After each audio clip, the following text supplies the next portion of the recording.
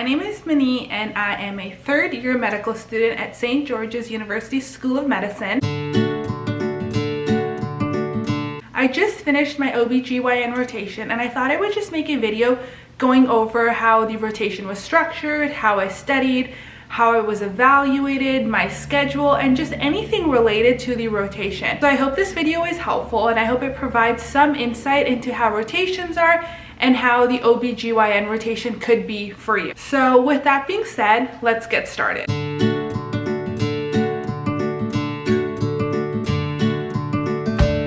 So first of all, how the rotation was structured. So overall, the rotation is 6 weeks long. For me, first 3 weeks were at an outpatient clinic, and then the last 3 weeks were inpatient. So for the outpatient clinic, we went a couple of days out of the week, and depending on which week it was, the doctor that we were assigned with gave us our schedule. So whether that meant we were coming in the morning for morning clinic or whether that meant that we were in the afternoon clinic.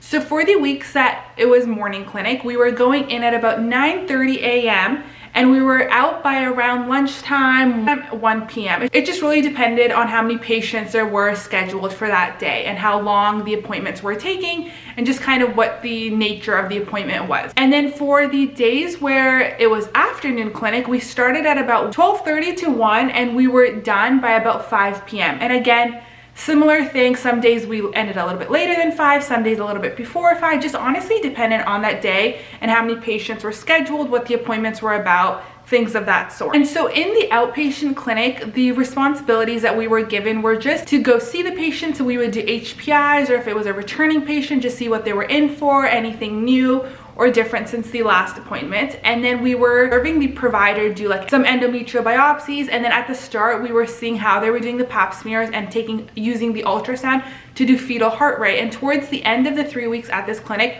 we were doing the pap smears and the preceptor was observing us, and then we were able to use the ultrasound to find fetal heart rate. So just kind of as the rotation obviously went on, we were more familiar, the preceptor felt comfortable in our abilities, we were able to do some things under the supervision of the preceptor. So that is how the outpatient clinic portion of my rotation was. Then the last 3 weeks were inpatient. So for this, the shifts were 7 a.m. to 7 p.m.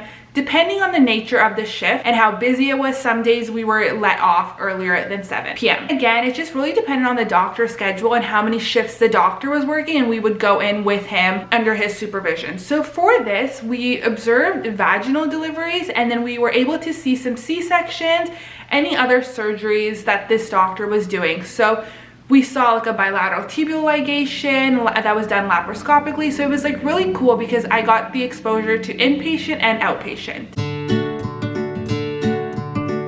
And now kind of going into how I study. Similar to how I study for internal medicine and pediatrics. So if you're curious to see how I study for those rotations and what I did differently, I would recommend watching those. But now going into how I studied for OBGYN. So like always, we had AMBOSS, we had UWorld, there was Anki, there's videos, there's a whole plethora of different resources out there.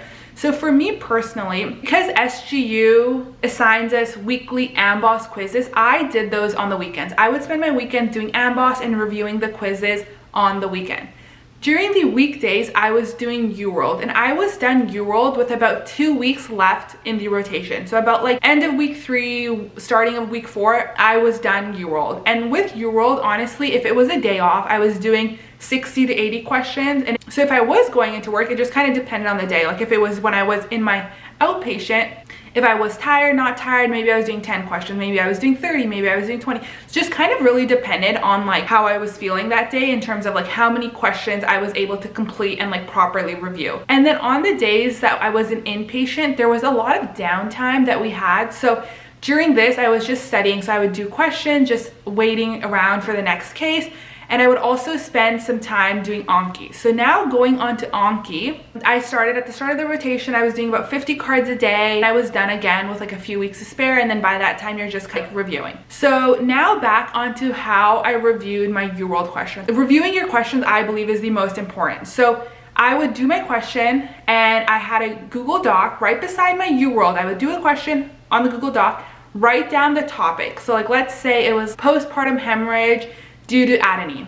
So I would do like your uterine anatomy, and then under this subheading, it was everything related to this pathology. And anything like risk factors, the pathophysiology, how they diagnose this, treatment, management, all these things were under this subheading of the topic. And then this was all color coded. So I had like a different color for risk factors, a different color for treatment, so forth. And that is what I did as I was going through my questions. And so if I had another topic, I would do the same thing. And once I was done all of UWorld, these are the notes that I was studying afterwards. I felt like I was seeing the content multiple times, because as you're doing the questions, you're obviously adding to this and just seeing kind of like how UWorld asks you certain things and what they think is the most important. That is how I reviewed my UWorld questions once I did them. So once I was fully done with all of UWorld, what I did is then I went back and I did my incorrect. So before I was going to focus on like a topic on UWorld for my incorrects, I went back to my UWorld notes that I had made and reviewed those notes. So I would review those notes, however long it felt like I needed to review them, whether that was an hour, 2 hours, whatever. I would review them, and then I would go do the incorrects on that topic. And then whatever I was still like missing or like mixing up or getting wrong, I was able to know my areas of weakness. And then when I would do that topic again, I would hope to not make those same mistakes again. And so that is kind of how I reviewed and like studied after I was done UWorld. And so by I would say like maybe a couple of days out from my exam, I would have done all of like UWorld one time and then all of my incorrect. And then with those couple of days that were like left until my exam, I was just going in anything that I personally felt like I wasn't very strong in. So just anything that I felt like, I don't know, like maybe I needed a little bit more practice, or I was confusing, or things that I was always getting wrong. That is what I chose to focus on those few days leading up to the exam. During this time, I also watched some review videos. So I watched Dr. High Yield, and what I did, I believe his video was split like OB, and then there was another portion GYN. So I spent one day doing OB, and then I spent one day doing GYN. And when I was watching this video, I was also annotating his PDF. And this just allowed me to have like another pass of the material from a different source. So maybe something was explained differently, or maybe something was in this source that I didn't maybe have exposure to like before, or like it was explained in a different way. And I did this, and then again, if there was anything that I was like maybe unsure of, a little bit confused, then maybe I would go back to UWorld, do a couple questions on that topic. So that was the review video that I watched. So the two videos by Dr. High Yield, one on OB and one on GYN. This was a couple of days leading up to the exam. Also during this time, I was going through the Mel-Min bullet points document, and I was just going in, just seeing kind of high yield, just an overall quick review of high yield topics in the way that the NBME is going to ask you. I thought this was very helpful. It was just like quick, easy, just very factual and to the point. So that is kind of how I overall studied during my OB rotation. Now in terms of how you are evaluated. So let's first talk about the exams. So you have your mid-core exam and you have your shelf exam. The mid-core exam is written by SGU. It is on the 4th Monday of your rotation. You get 2 hours and 45 minutes, and it's 110 questions, just how your shelf exam is going to be. This exam is focused solely on AMBOSS. So to study for this, I was using those notes that I had made, but I was covering the topics that were covered in AMBOSS. So I would look at the AMBOSS schedule that it had been testing prior to this mid-core, and I would look at those topics within my notes and study those before the mid-core. And then onto your shelf exam. This exam is written by NBME, and it's everything related to OB. So UWorld covers most of it, and then anything that was like missed in UWorld that wasn't, my hope was that hopefully Mel-Min or Dr. High Yield covered it, or it was in the OMG that I was doing.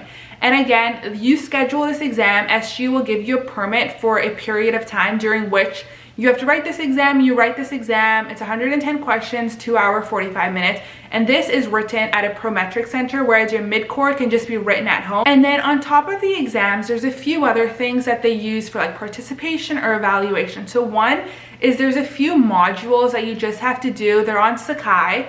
And then you have case write-ups. So for OBGYN, there was 2 case write-ups that you had to do. One was related to an OB case and one was related to a GYN case. And I would look at your syllabus to see exactly what you need to include in this to get the full marks for this. It's very simple, it's very easy, and this I believe is due 1 week after your rotation is done, but again, just refer to your syllabus to make sure that this is how it is for you as well. And then going on to patient encounter logs. So on Sakai, SGU provides you with a list of everything that you are expected to observe or see.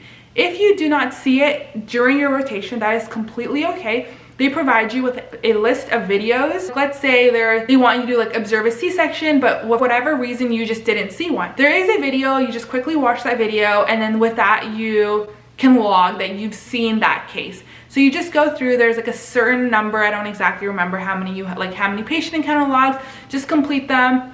And I just try to do them like weekly. I know some people leave them till the very end, and again, you have an extra week once you're done your rotation, but everyone just does everything a little bit differently, so just find what works for you. And then you're gonna have some sort of evaluation that is required by your preceptor. Again, I would just take a look at your syllabus to see exactly what that means and what you need to complete to make sure that you fulfill that requirement. With that being said, if there's any questions or you just need some further clarification, please reach out. I'm more than happy to help.